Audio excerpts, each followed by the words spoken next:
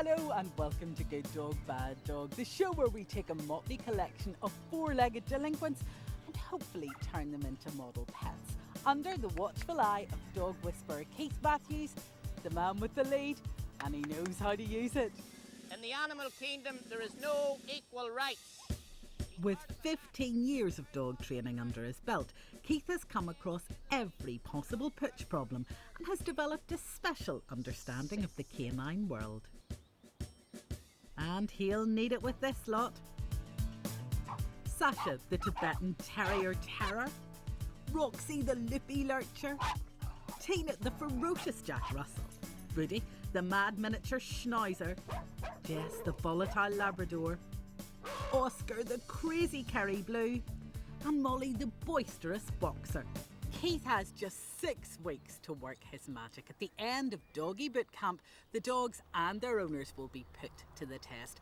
They'll have to prove that their furry fiends are reformed characters as they sit, stay and obey commands. Now that doesn't sound too hard. Right, welcome to week 2. What we're going to do today is we're going to go over last week's exercises, and then as well as that, we're going to start to introduce the dog to the sit-stay command. Right, so no time wasted. You know the procedure now. On the count of 3, I want you to walk straight forward. 1, 2, 3, OK, bonzo, heel. Now, whatever distractions placed in front of the dog, when you've got it in the heel position, it should not move. And what better distraction than Keith's son Cody pedalling around the dogs.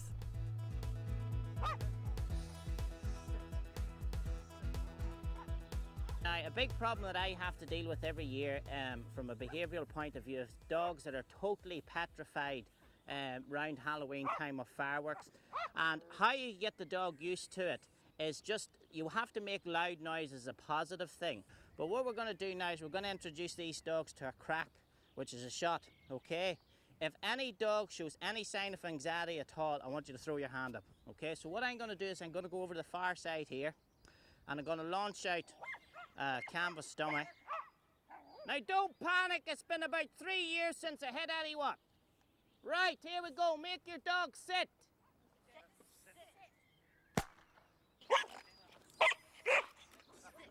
For some of the dogs, it's all too much. As soon as the shot's fired, you just make your dog sit. Once it hits the ground, just loads of praise, all right? Time to check on the dog's progress at home. First up is Molly, the 2-year-old boxer. Molly. Boisterous boxer Molly quite literally runs rings around her owners Graham and John. Walks are stressful with Molly running after other dogs and completely ignoring Graham and John's pleas to come back. Well, the main issues are her running after other dogs, not coming back to us when we call her, and not being great on the lead. Keith is en route to Brisbane to see how the guys are getting on with Molly at home.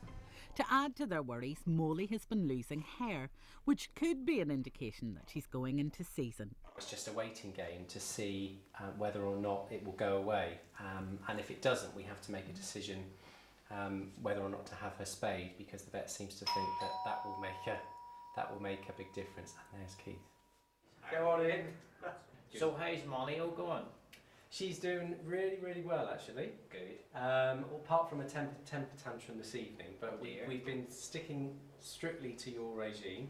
The temper tantrum resulted in Molly destroying one of her beds. This particular thing about the bed, she's coming through a 3rd season, and it's usually a lot harder, and possibly this here too on her back as well. The hair on the back. Will this be making a nest for pups? No, it's not at that stage, no, but they can get a bit destructive. Right.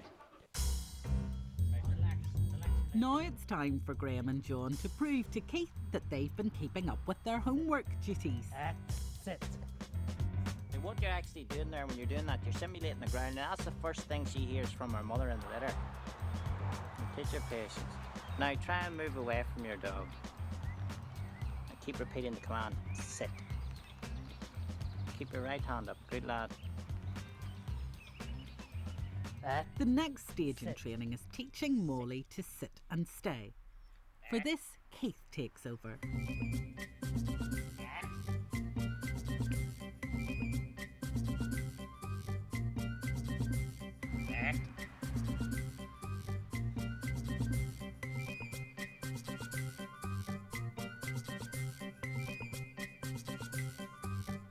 It's a battle of wills, but Keith is determined, and in the end, he triumphs. That was excellent. Really was amazing. Just a matter of realising that you're always going to come back to her. It's trust as well, you know. Right, we're going to start to teach the dog the sit-stay exercise. Now, the whole purpose of the sit-stay is to get your dog to remain in a fixed position until you release him. It doesn't happen overnight. It takes a lot of patience, a lot of repetition. If you don't feel confident to drop the lead today, that's fine. You build it up over the week. Every time the dog gets up, you put it back and you go, sit. All right? And it's just repetition, repetition. The dog will soon get the message. Sit. That's it. It's quite an achievement to get Sasha even to sit, let alone stay. It is. I mean, you have to understand that for the last 11 years, I mean, she hasn't responded to any sort of training at all. And so if you multiply the number of times Sasha was actually asked to sit in a day by a 7-day week, by 11 years, a hell of a lot of times that the dog's been taught to ignore the command, you know? Sit. Sit. Now, Vicky's actually, believe it or not, probably one of the best handlers. Sit. She's very, very consistent in everything she does. She really's listening and she's very consistent. Sit. She's doing really well. Sit. Now, walk back to him, Vicky, Sit. and just say, all right up to him. Okay, good boy. Loads of praise. Okay, Oscar, good boy. Here's one little cutie who looks like butter wouldn't melt in her mouth. But we know better. This is Tina, the tiny tot with a heart like a lion. Maurice and Avril Chapman from Portadown got the 1.5-year-old Jack Russell from a rescue centre, so they'd no idea of her history or of the mammoth problems she had in store for them. Her extreme aggression towards everything and everybody forced them to take action and call in Keith. Keith made some suggestions, one of which was to deal with Tina's incessant barking in the car, and Maurice and Avril have wasted no time putting the plan into action. We went and we bought this dog cage for the car on Keith's advice. For the dog was leaping around the car and he said it was actually quite dangerous in the car. So she hasn't been in the cage yet. We're just going to try it out now and see how she gets on with it. Might be okay if we're sitting beside her and not be too bad, maybe. Hopefully if Avril gets in beside her, maybe she'll be. Oh Lord, we'll soon find out. It's homework time, and the Chapmans are taking Tina out to practice her exercises. But the first hurdle is the journey. By putting Tina in a crate, it restricts not only her ability to run around like a maniac, but also her view of the outside world. According to Keith, this should have a calming effect.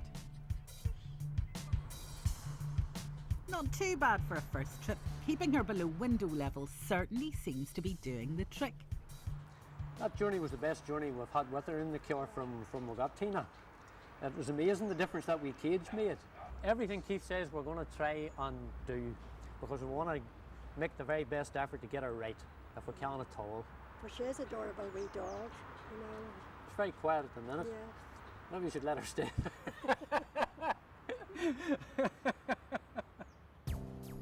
They've brought Tina to Avril's brother's farmhouse, an idyllic setting for training despite Tina's obstinacy.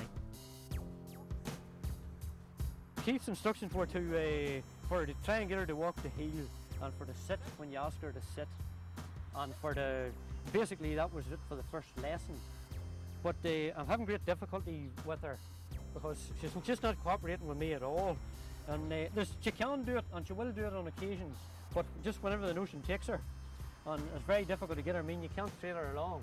You have to wait and give her her time. So I'm wondering how. I'll just have to speak to Keith again on Sunday and see if there's any more advice about how to get her to do what she should be doing. You need the patience of Job, and I'm afraid I don't fall into that category. Back in the class, and it's time to tackle the holy grail of dog obedience, recall.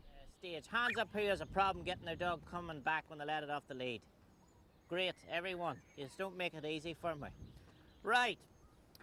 Okay, what you've noticed the whole way through the training at this stage, we've never used any sort of form of tip bit or anything like that, okay? And that's because we want the motivation. If you use it too often, then the dog loses the motivation, okay? The only time that I would use tip bits is with the recall. What we're going to do is we're going to show the dog that we've got a reward for it, okay? We're going to show it a full handful like that. So we'll show the dog we've got the reward first of all. We'll let the dog off the lead. And then the dog knows we've got something in our hand. We'll call the dog back to us and we'll give it the reward. All right? Keith's using cheese as a tidbit, apparently a favourite doggy treat. Right, just move about. Right, just you walk about there. Now when you're ready, call her over. Sasha! Sasha! Now make it more of a command. Sasha! Come! Sasha! Walk Sasha! over to, that's it. Come! Now make her sit once you get her in, that's it. Sit! Right, give her one of the wee tippets, just one now, not all of it, just one. And okay, good girl, that wasn't bad. Girl. Worst one of them now. Okay, loads of praise, come on. Now when you're calling the dog, it's a command, okay? If I wanted your attention, it would be Tina, all right? There's no point just down going, Tina, Tina, you'll not hear the part. Tina, come, good girl, good girl. Loads of praise as the dog's running towards you, all right? Sit! Means when you hook it off. When training first began, one little dog who was rather vocal was Roxy the lurcher. So I thought it was time to come and see how she's getting on. Hello, Roxy, Tim, Emma. You'd better demonstrate for me how she's doing. Yes. Hello. There you go, Bangor couple Tim and Emma got Roxy from a rescue centre when she was 3 months old.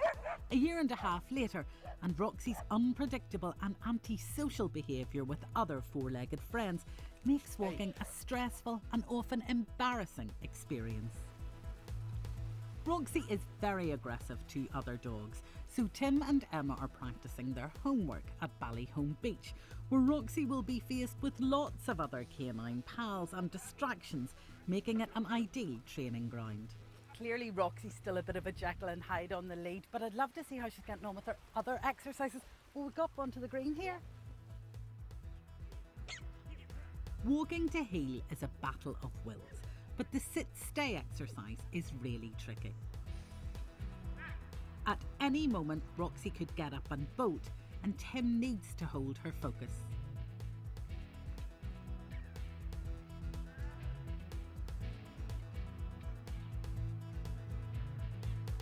So far, so good, but Tim attempts moving even further away. With so much going on, this could be a disaster.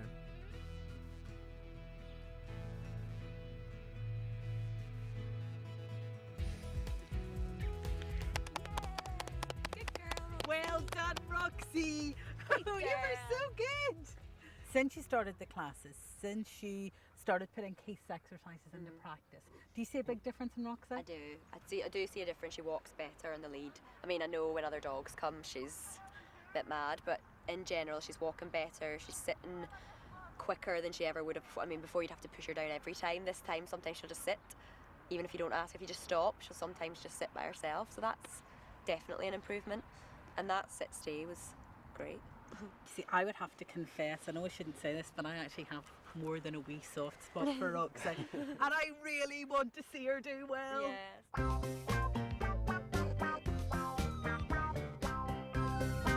In the doggy training world, time moves fast. And before you can even say, sit, it's time for the next lesson.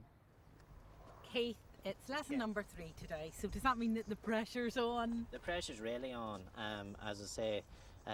But what we're going to do is we're going to take the dogs out of the comfort zone today as a testing exercise for me to assess each of the individual dogs, how they're progressing with the training. We're actually going to take them around the main street today. Ooh. Yes, so is right. They're going to be very worried when they hear that. They're worried, I'm worried.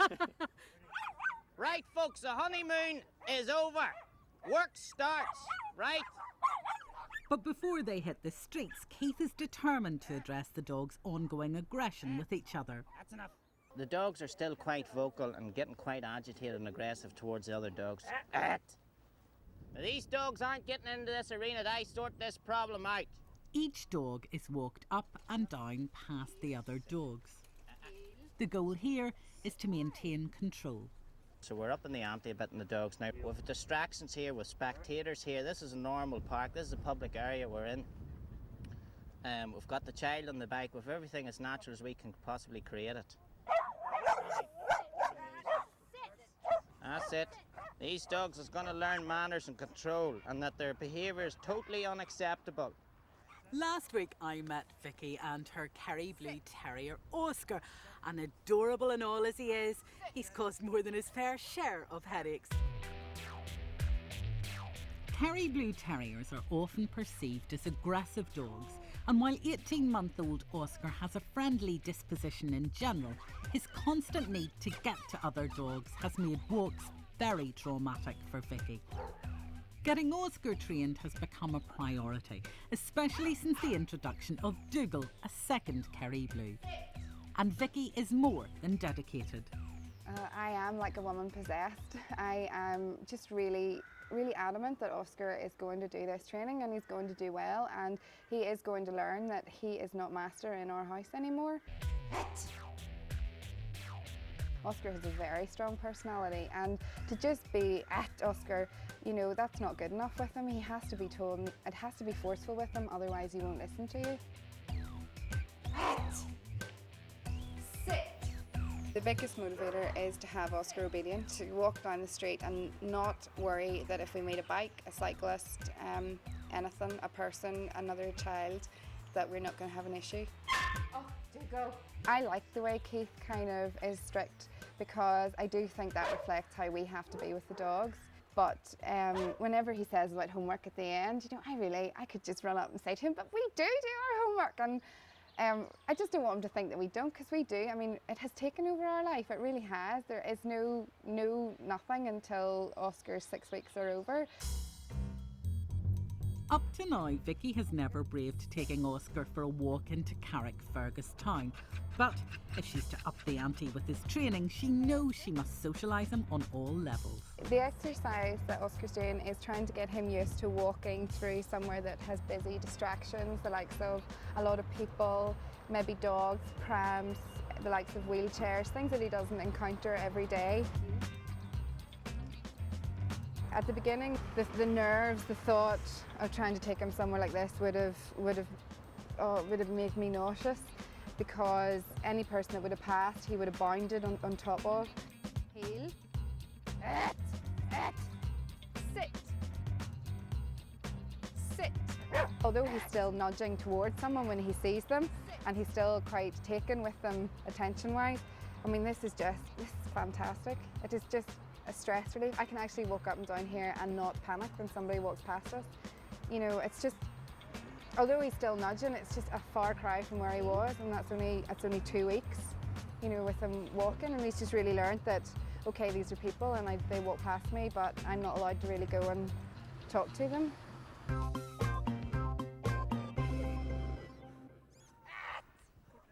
The sit-stay exercise requires patience, tenacity, self-restraint, calmness. Should be a piece of cake for this class then. Looking around now, every dog has come on. Are there still some that are lagging behind, Keith? Not really. No, the dogs is moving at the right level for the individual dog. I mean, the dogs that's really impressing me today is Sasha, definitely. I mean, probably looking at her the first and second week, you thought we'd never get her sitting. She's now doing it, as I say. But no, they're all moving along well. So you can teach an old dog new tricks? Most definitely. When you're doing the sit-stay exercise, the whole purpose of it is to get your dog to remain in a fixed position until you release him. You never use the word stay, okay? Sit means sit. And the dog should fully understand that that may mean for 30 seconds or half an hour or longer. And unfortunately for one pupil, sit definitely does not mean come. No, that! What did you do? From a sit-stay position, you never ever do that, because you've spent so much time trying to get your dog to sit, and then you called her from the position. You're trying to instill in the dog's mind that you're always going to return, so you never ever call the dog to you. So bring her back. Never ever. Sit.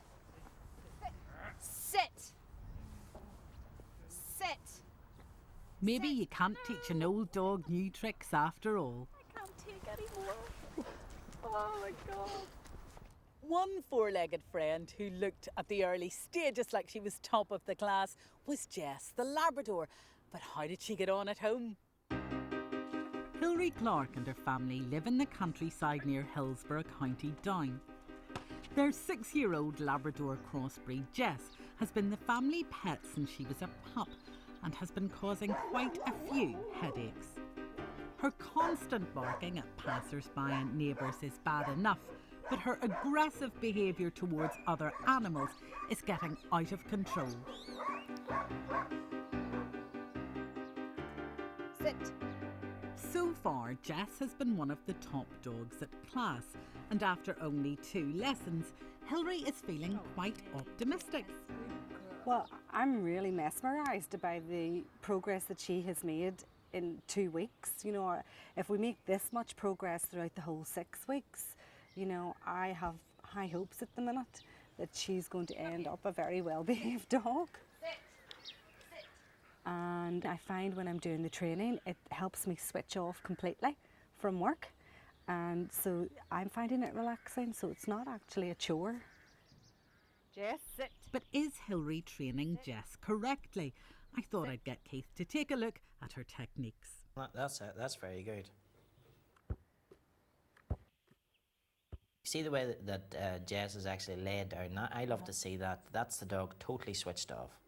Now, a lot of people will say, no, the dog should still sit up. You're training these dogs for pets, so the dog's more comfortable lying there. She's actually getting up, so we'll see what help. Yes, good girl, well done. She's put her back. So she's letting the dog know she's not to get up until she says so. Okay, good. Ah, why did you do that? Oh, Jess. What'd you do wrong there? She called Jess Yes. over to her and she should have gone to Jess. Exactly. I've been listening. Good girl. Hilary then brings Jess for a walk to practice her recall. For this exercise, Hilary is using a treat to entice Jess back when called. But you notice the whole way through the training to date, we haven't used any tippets, only for the recall. Most people, as I say, they take the dog out, they let it run for half an hour, call it back, and then they take it home, and then the dog associates the recall with the negative thing. In other words, fun's over. Come on. Sit. Sit, Jess. Sit. That was very good. Very good, yeah. Okay, that went really well. I was really pleased with how she came back, considering, you know, it's not that long since we've been practicing it. So I think my next challenge with her is to take her out and about in public and see how she responds in public.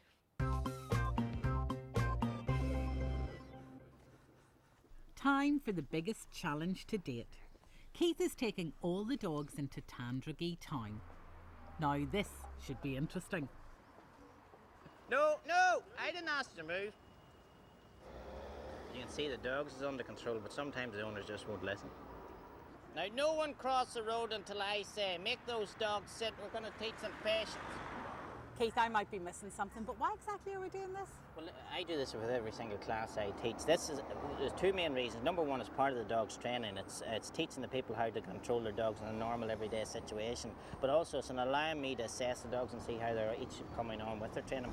They're actually all getting on very well together for the first time yes. also, which is important. Well, we're now, this is our 3rd lesson, so the training's really starting to kick in, you know. Right here. Right. Oh. It looked like the dogs were being as good as gold, and then just happened, a young lad went past on a bike and they went mad. Yeah, just go on ahead on our path. Determined to fix this issue, Keith gets the cyclist to pass the dogs again. Right, come back down again. And again. This time, it looks like Keith has them under control. Before there's another disaster, I think we should take a look at our next dog case. Christina Wallace juggles a busy life with her 5-month-old baby and running her own business. Her husband is off and away, and it doesn't help that her 2 dogs, Sasha, an 11-year-old Tibetan Terrier, and 18-month-old miniature Schnauzer Rudy, are causing havoc on walks. There's trouble at home too, with the dogs ruling the roost and insisting on sleeping in her bedroom. Christina needs to get these dogs under control. Keith is coming to see Christina to discuss the dog's behavioural problems, and under the circumstances, I think she's ready to listen. I've got the house ready for Keith coming, and spent the whole morning doing the housework and popped out for 10 minutes just to get some milk, and this is what I've come home to. The way I feel at the minute, I just want to get rid of the dogs. I'd quite happily give them away and have them rehomed. This morning, that's the way I feel. It's awful. Hello, how are you? How's things? This is outside, and this is just where This is where they're fed. So it's totally secure here, they can't get out? Yeah, we made it totally secure. Right, and this is a shade. Pardon? You were talking about a shade, you tried them in a shade. Yeah, Let me see the inside of the shade. The shed may look like an ideal sleeping space, but Christina already tried this one. When we put the dogs in there, they cried all night, they threw up all over their beds, all over the shed, and we ended up having to bring them in at 5 in the morning. It was a disaster. Time for some home truths. First of all, your two dogs suffer from a thing called separation anxiety. Compared to most people, you spend more time than normal people with your dogs because you're one of these fortunate people that can actually take the dogs to work with them. And the problem being then, when the dogs get used to you being there all the time, then when you want your day off and your day to go and do your own thing, then this totally throws them, and they can't handle it. They become stressed, and therefore they start becoming destructive and everything. And even things like when simple 10 minutes down the road for you going for a pint of milk, it just basically stresses them out. Now, the only way that you're sort of going to overcome that problem is going to be very difficult, is you're going to have to desensitise the dogs a wee bit. Now, I would suggest more time outside. Right? For a start, your dogs can't sleep up in the bed as well. Excellent. Right, that's a no-no. When she's lying on the bed with you, and this is the most important thing, as far as she's concerned, she's equal to you. I would look, you can either put them outside and they sleep in the shade, okay? You know, you can put a bit of carpet in it and stuff like that. Make it like a wee house for the dogs, right? And put a radio in there with them, but spend some time with them in it to get them used to it, right? When you're here in the house, don't use it as a place where you put the dogs when you go out. Okay. How do you feel about that? Yeah, I think I'll have to get another shed. Okay, folks, gather round. Your dog's done okay. All right? There's room for improvement. And in some cases, a hell of a lot of room. All right? You're going to have to take your dog out every single day in the town. If you live in the country, you will have to get in the car and drive to a town. Walk the dog through the town, get him used to the hustle bustle. It's the only way that you're going to climatise the dog. Okay? He has to get used to those. That's an everyday situation. The thing with the bicycle earlier was totally a bolt out of the blue, and one dog kicked off and then it had a domino effect. Okay? So you have to get the dog used to that. Okay? Class dismissed. I will see you all next week. Now, the tsunami is starting to brew. Okay? So hopefully it'll not come out next week. See you all next week. Sounds ominous. But remember, there's only 3 weeks left before these dogs will be assessed by a top dog judge. The pressure is on. So join us next time on Good Dog, Bad Dog. And that's next Friday at the same time, 9 o'clock. Well, next tonight on BBC One Northern Ireland, Stephen Nolan's handing out the money for a change. £5,000 up for grabs in Panic Attack.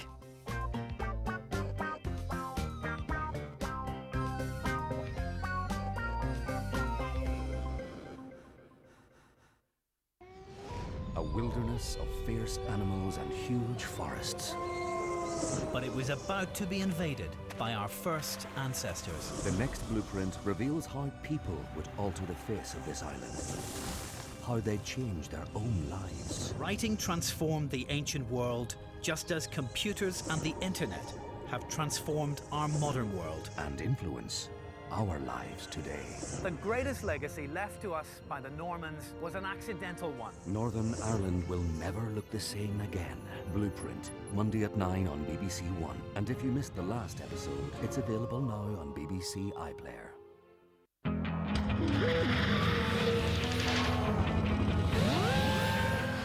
No stranger to making people squirm and break into a cold sweat, Stephen Nolan brings his unique personality to a gripping new